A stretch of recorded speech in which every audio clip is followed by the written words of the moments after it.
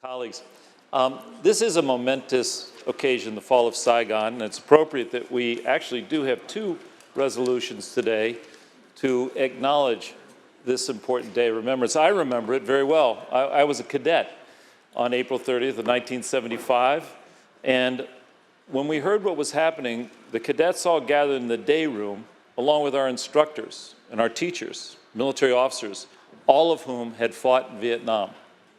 Some of them had been wounded in Vietnam. And we sat there in silence for hours and hours and hours as we watched the television coverage, the helicopters being pushed off the aircraft carriers, the helicopters rescuing folks from the embassy. And although I had not served in Vietnam, we were there with a number of people who had, and I watched these folks, grizzled veterans, their eyes well up and tear.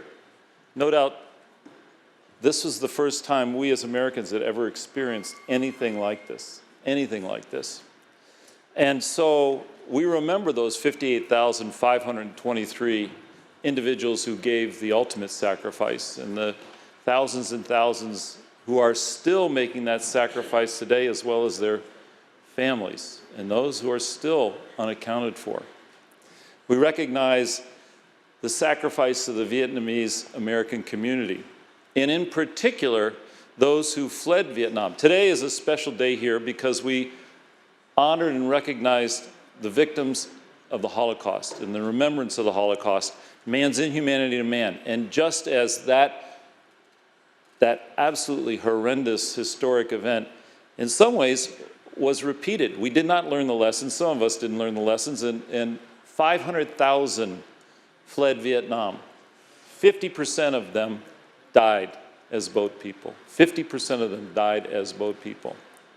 And today, as we remember, we're actually the beneficiaries, to the extent there are beneficiaries, of that horrible, horrible event. Because those who came here to the United States and settled in Little Saigon, those who settled in Orange County, those who settled in Alameda and Santa Clara County, and those who settled throughout the United States brought with them